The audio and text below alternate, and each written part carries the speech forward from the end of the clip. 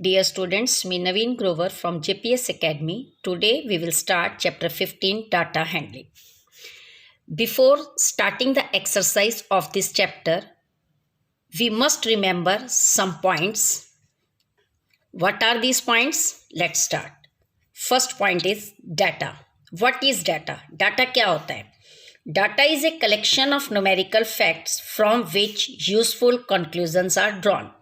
यानी डाटा एक ऐसी कलेक्शन है न्यूमेरिकल नंबर्स की जिससे हम कलेक्ट करके एक यूजफुल कंक्लूजन जो हमारा निकलता है हम उससे कुछ भी ड्रॉ कर सकते हैं. Like we can say the data can be represented graphically, pictorially, using various tool like graph, histogram, pie chart, etcetera. Next, array. Array क्या होता है? Array is obtain when the data is arranged in order ascending और descending order. यानी array क्या होता है? जब हम अपने डाटा को असेंडिंग और डिसेंडिंग किसी भी ऑर्डर में अरेंज करते हैं जिससे हम उसको इजीली कंक्लूड करके कुछ भी ड्रॉ करने में हमारी हेल्प करता है. तो एरे को हम क्या कहते हैं? जब हम अपने डाटा को सिंपली असेंडिंग और डिसेंडिंग ऑर्डर में लिख लेते हैं, that is called array. Next, frequency. Frequency क्या होता है? Frequency is the number of times a particular observation occur in A given data. जो डाटा हमारे पास है कलेक्ट किया हुआ, यानी कि हम कह सकते हैं जो हमारे पास इंफॉर्मेशन है, गिवन इंफॉर्मेशन है, उसमें एक नंबर कितनी बार रिपीट हो रहा है, कितनी बार आ रहा है, पर्टिकुलरली ऑब्जर्वेशन, एक ही ऑब्जर्वेशन कितनी बार आ रही है, तो हम उसे कहते हैं फ्रीक्वेंसी. ठीक है. तो फर्स्ट एक्सरसाइज से रिलेटेड ये हमारे कुछ पॉइंट्स हैं जो हमें याद रखने हैं. रेंज.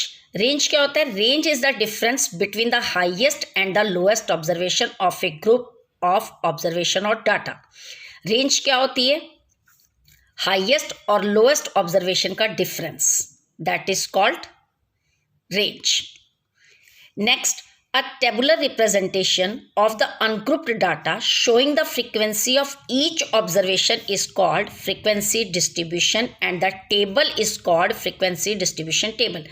जब हम अपने डाटा को टेबुलर फॉर्म में रिप्रेजेंट करते हैं तो वो हमारी क्या बन जाती है? टेबल. जब हम बना लेते हैं तो वो क्या बन जाती है? Frequency distribution table. यानी हम अपने डाटा को जैसे ऑब्जर्वेशन, टैली मार्क और फ्रीक्वेंसी ऐसे टेबल बना के रिप्रेजेंट कर लेते हैं, उससे हम बोलते हैं टेबुलर रिप्रेजेंटेशन अपने अनग्रुप्ड डाटा को. तो देखो, हमें 15A एक्सरसाइज करने से पहले इन पॉइंट्स को अपनी नोटबुक में भी लिखना है.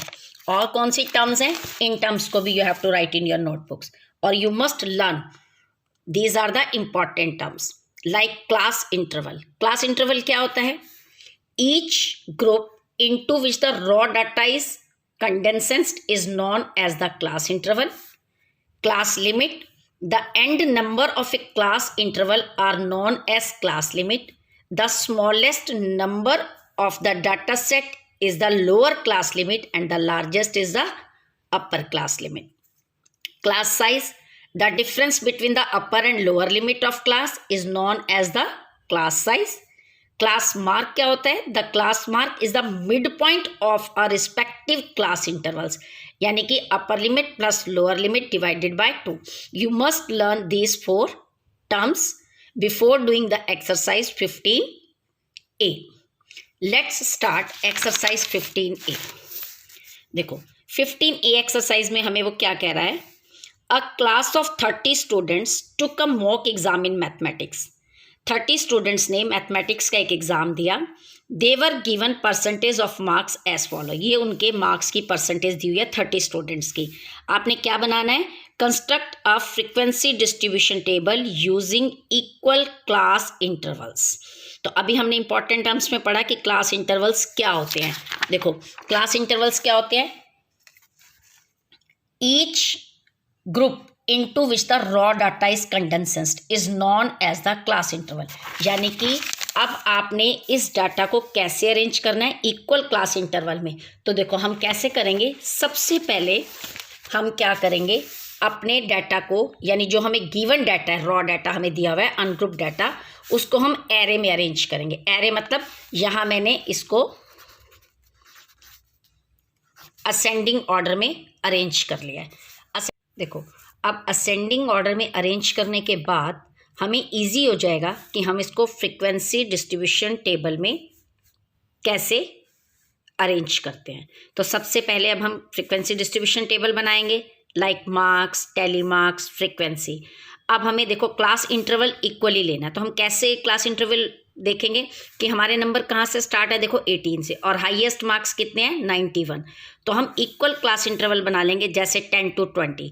भाई 10 से लेके 20 तक के बीच में कितने बच्चों के मार्क्स आए हैं, ठीक है। 20 से 30 के बीच में कितने बच्चों के मार्क्स आए, तो easily we can collect the data और represent in the frequency distribution table.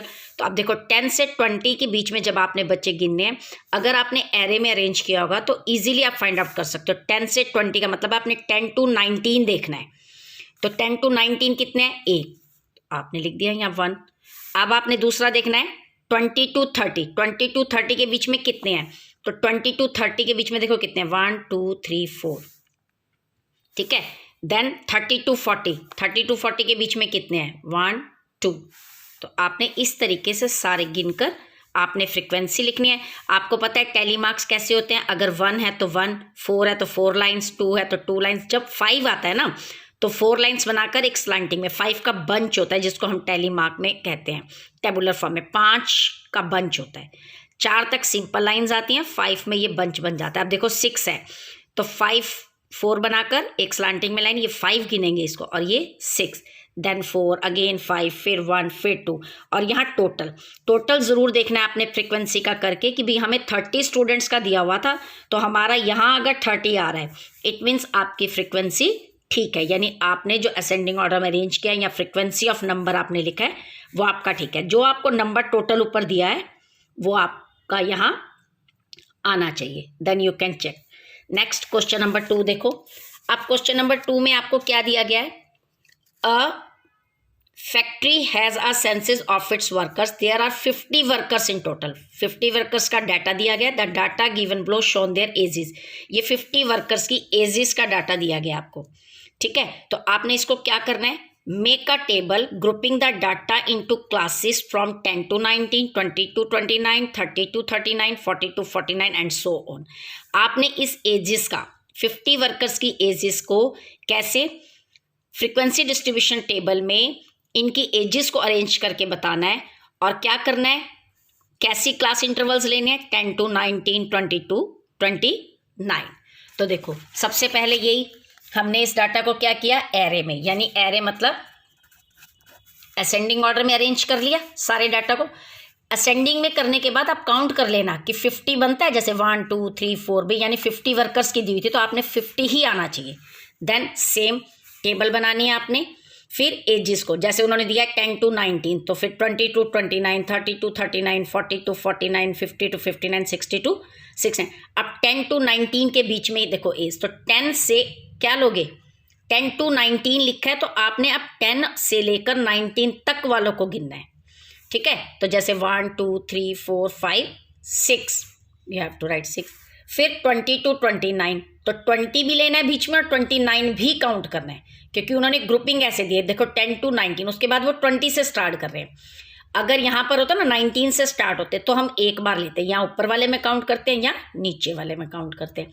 अब 10 भी काउंट होगा और 19, यहाँ पर 20 भी काउंट होगा, 29 भी काउंट होगा। इसी तरह आपने, और देखो टोटल कितना आना चाहिए, 50।